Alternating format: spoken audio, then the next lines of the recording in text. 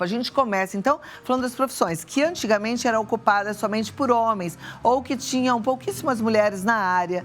De um modo geral, as mulheres entraram no mercado de trabalho a partir de 1950, né?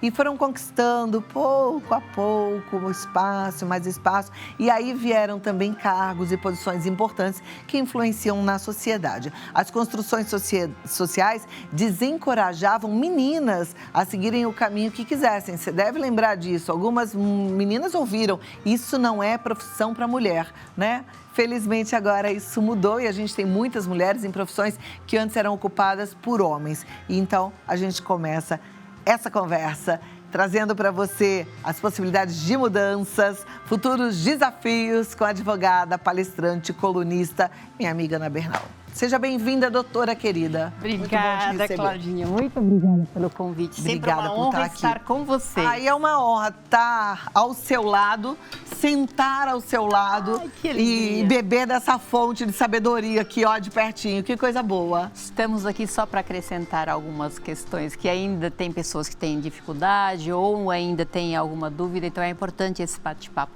Esse espaço que você abre é extremamente importante para todas nós mulheres. Eu tenho certeza disso e necessário mais do que nunca, porque a gente está querendo, no comecinho do ano, um ano novo e diferente. E para isso a gente precisa de mudanças. E mudanças exigem coragem, né? Muita coragem. Mas a mulher é corajosa no geral.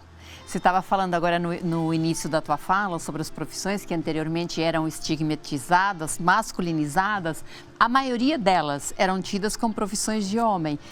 Hoje, a mulher vem lutando e disputa esse mercado de trabalho firmemente para se posicionar. Encontramos pessoas, mulheres hoje, porteiras, bombeiras, eletricistas, motoristas de ônibus, de avião. Então, isso engrandece muito o espaço feminino. E não podemos esquecer que mesmo aquelas que já não são tão inovadoras, como, por exemplo, aquelas mulheres que ingressam na Força Aérea, temos pilotas, temos cargos de gestoras, coordenadoras de militares, isso anteriormente não existia. Até 1988, a mulher era segregada praticamente a cuidar do lar, da família e dos filhos. Não que isso seja algum problema, só que a mulher tem que fazer aquilo que ela quer. E hoje, a renda vem para o casal, para a família, complementando a renda da mulher. Ela é extremamente importante também. A produtividade da mulher, a criação de renda, a geração de renda na família é muito importante. E a maioria das famílias hoje no Brasil já são mantidas pela renda das mulheres. Então veja como é extremamente importante a mulher estar posicionada no mercado de trabalho. E não podemos mais, isso é coisa do passado, falar que essa profissão é de homem ou aquela profissão é de mulher. A mulher tem sim que estar capacitada, ter experiência técnica para exercer aquela função, independente do sexo, independente do gênero. É pela capacidade técnica, pela profissão que ela exerce, pela capacidade que ela tem de exercer, que ela vai estar naquela colocação profissional. De forma bem popular, como dizem aí pelas ruas, lugar de mulher é onde ela quiser. Exatamente, Cláudia. Não é? Falou tudo. Agora, apesar da gente falar tudo isso, da gente observar tudo isso, da gente aplaudir essas mulheres que estão ocupando cargos, eu digo que lindíssimos, né? Outro dia eu fiquei encantada de ver uma engenheira de avião e ela lá trabalhando. Eu falei, gente, que máximo. Eu fui outro dia a uma marcenaria, a marceneira era uma mulher, eu fico maravilhada. Apesar de tudo isso, a gente sabe que ainda existe preconceito. E pior que isso, muita dificuldade depois. A hora que ela ingressa, ela ainda sofre assédio moral, assédio sexual, verbal e tantas outras coisas. São 3 questões difíceis para a mulher. O ingresso, ainda há preconceito de dizer que a profissão é de homem e quando já é tida como de mulher também, se dá prioridade para um homem se está disputando uma mesma vaga. Então, ela tem dificuldade para acessar. Quando ela consegue acessar o mundo corporativo, ela é discriminada, como você falou, por assédio moral, por assédio sexual. Muitas delas por assédio sexual é algo que tem aumentado gigantemente no mundo corporativo. Então, ela não só tem dificuldade para entrar, mas tem dificuldade para se manter. Porque imagina, Cláudia, uma mulher que está no mundo corporativo, numa empresa, grande ou pequena, ela ter que lidar diariamente, persistentemente com uma pessoa que está ali assediando sexualmente. E a mulher muitas vezes acaba aceitando aquela situação com medo de ficar desempregada. Porque quando ela vai procurar ajuda para o RH, por exemplo, em regra é a mulher que é demitida e não o superior, que normalmente vem de cima para baixo, é que é tirado da empresa. Portanto, ela sofre para entrar, sofre para se manter e sofre porque ela ganha ainda menos em relação ao homem. Então, 20%, isso é uma pesquisa da OIT, que a mulher ainda a nível mundial ganha 20% a menos do que o homem. Aqui no Brasil, 30%, segundo uma pesquisa do IPESP. Daqui a pouco eu lembro o nome, não é o IPESP. Segundo uma pesquisa, daqui a pouco eu lembro o nome, que 30% a menos a mulher no Brasil ganha em relação ao homem. Então, isso é algo que coloca a mulher em muita desvantagem. Hoje, o trabalho, de fato, é a única ferramenta que a mulher tem para adquirir a igualdade, a distância em relação ao homem.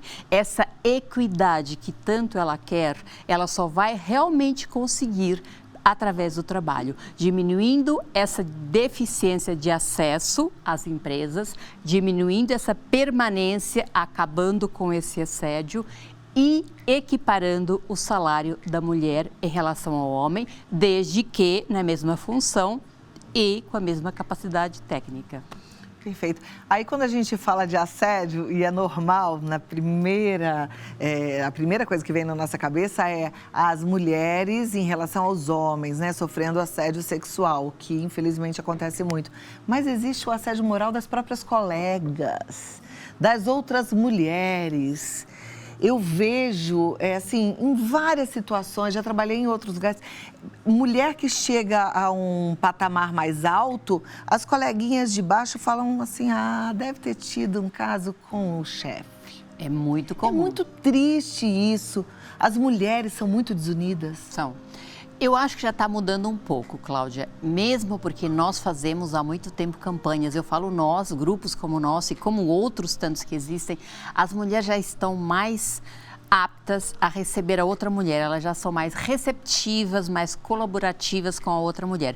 Mas sim, ainda existe, e esse assédio que a mulher sofre no trabalho, o moral, ele não necessariamente é de um homem, ele pode ser de uma mulher, chefe, por exemplo.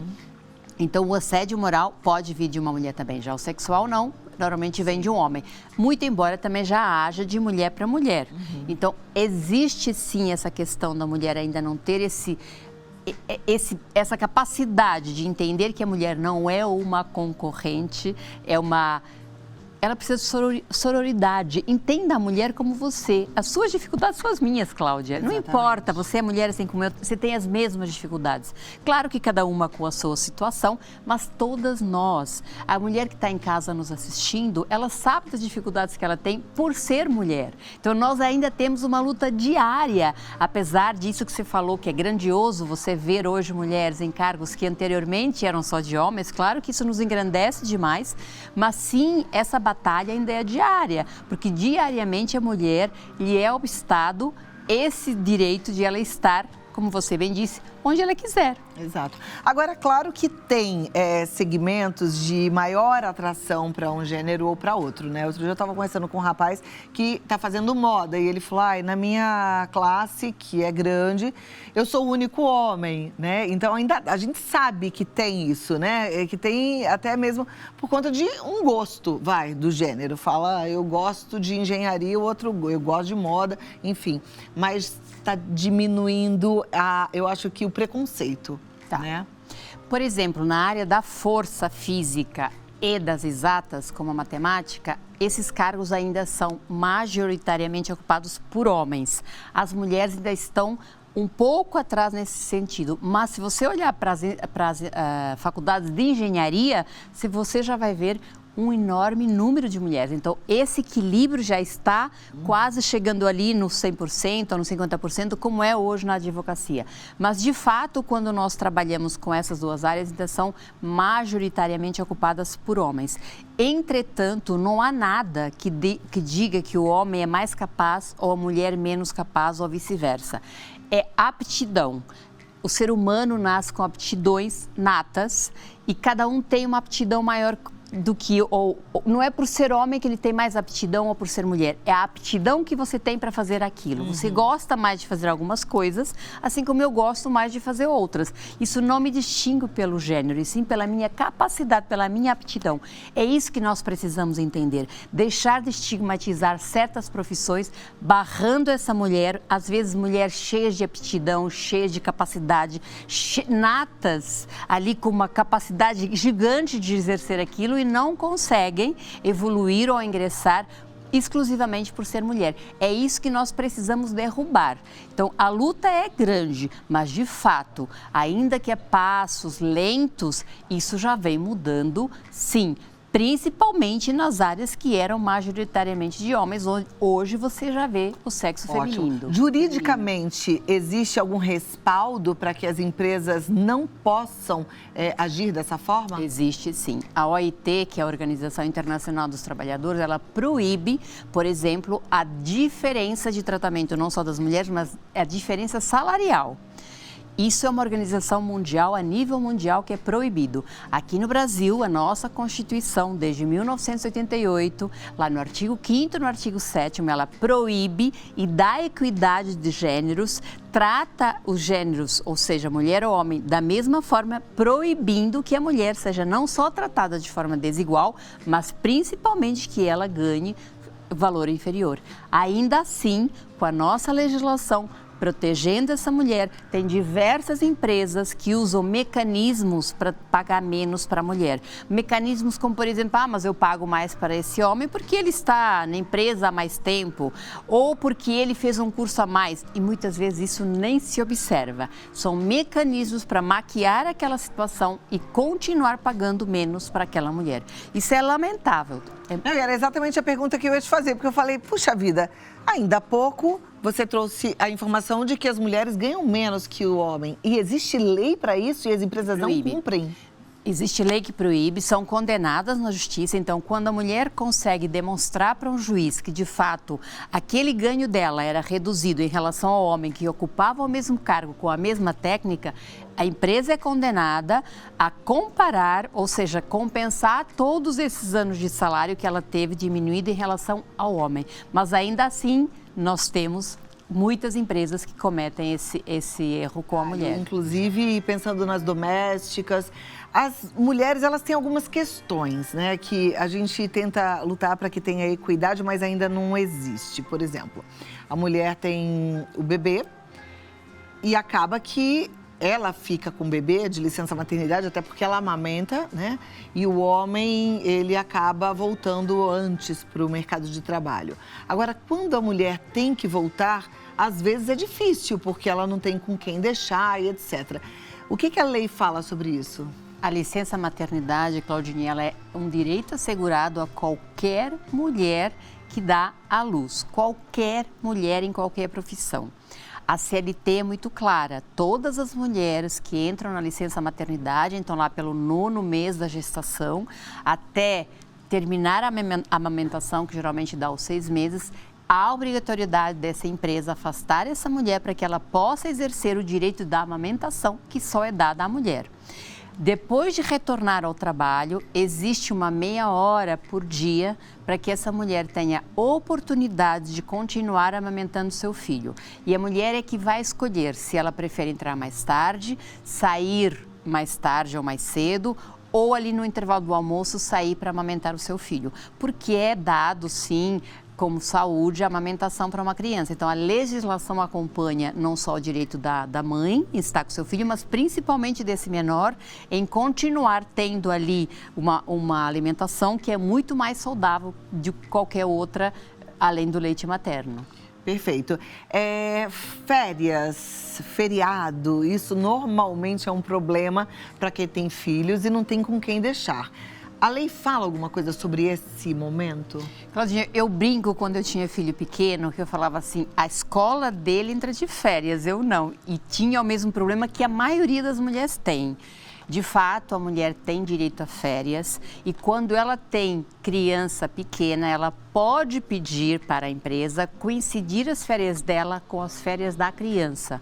É que normalmente a criança tem lá em julho e em janeiro e a empresa tem 30 dias para... Então, algum mês a mãe vai ficar aí com alguma problemática. Tem pais que fazem uma divisão, um fica em julho, outro fica em janeiro, enfim. Mas sim, de fato, a mãe tem direito de pleitear para essa empresa que essas férias coincidam com as férias da criança que ela tem em casa para oportunizar dela viajar com a criança e não ter tantos problemas onde eu vou deixar o meu filho na época em que ele está de férias. Ok. Aqui na Rede Vida a gente tem, eu já percebi isso, eu nem conversei assim com alguém, mas eu já vi que funciona assim, quando a gente está na época de férias, algumas funcionárias trazem seus filhos, né? E eu acho que é algo que a empresa faz para suas funcionárias, muito simpático, por sinal, as crianças adoram. Isso é lei? Todas as empresas fazem dessa forma? Não é lei, Claudinha, mas é muito salutar. Empresas que permitem o acesso dos filhos ao mundo corporativo, está comprovado de que não só cria um vínculo muito mais forte com essa empregada, a mãe, mas também com aquele filho, que começa a admirar, começa a entender de onde vem o sustento da mãe. Isso é extremamente importante. E o ambiente do escritório, onde essa mãe permite levar o filho, ele se torna um ambiente muito mais saudável. Mas, infelizmente, não são todas as empresas que adotam essa normativa. Nem todas sabem o quão importante é. Faz bem para a funcionária que leva seu filho, faz bem para o filho, faz bem para os colegas de trabalho também. Agora vamos falar um pouquinho das funcionárias, das empregadas domésticas, porque eu sei que existem leis que as protegem, mas nem todas conhecem essas leis e, infelizmente, nem todas as patroas obedecem a essas leis. Empregada doméstica, anteriormente, a maioria delas, quase que a totalidade, não tinha registro em carteira porque não era obrigatório, era facultativo. Hoje, a empregada doméstica é uma empregada como qualquer outra. Ela tem que ter registro na sua carteira, ela tem que ter um salário fixo, ela tem que ter um horário de trabalho que não pode exceder aquele horário que a CLT determina, que são as 44 horas semanais. Ela não pode trabalhar os feriados e, se trabalhar, ela tem que ser remunerada com acréscimo por ser um fim de semana ou um feriado. E ela tem direito a férias, ela tem direito à licença maternidade, ela tem direito ao vale transporte, a todos os demais direitos que qualquer outra empregada em qualquer mundo corporativo, em qualquer função, tenha. Não existe qualquer diferença, até porque nós, na lei, fazer uma diferença em relação a uma mulher que tem um cargo que seria menos bem pago, que de fato ainda não é tão bem pago, está mudando já bastante também. Não seria nem justo para com essa mulher. Então, de fato, essa mulher já tem uma certa dificuldade para ingressar no mercado de trabalho, porque não tem normalmente estudos, acaba sendo empregada doméstica, não é desprestígio nenhum, muito pelo contrário, é uma profissão como qualquer outra e por isso que a lei tratou de reconhecer a essa mulher todo e qualquer direito, como reconhece a qualquer outra empregada. Sim, ela tem todos os direitos, Claudinha. Muitas delas não têm registro em carteira e isso é uma burla à CLT. Então, alguém, seja empregador ou empregadora, está cometendo um ilícito em relação àquela empregada, porque na prática ela sim tem que ter registro, recolhimento do INSS e do Fundo Garantia. Isso é tão importante e eu gosto muito de falar desse assunto porque às vezes você que é empregada doméstica, você que trabalha na casa de alguém, acha que não, fala, não quero ser registrada. Não queira, não existe não querer ser registrada, tem que ser, é bom para você. Não existe não recolher INSS, é importantíssimo para você, não existe não recolher fundo de garantia.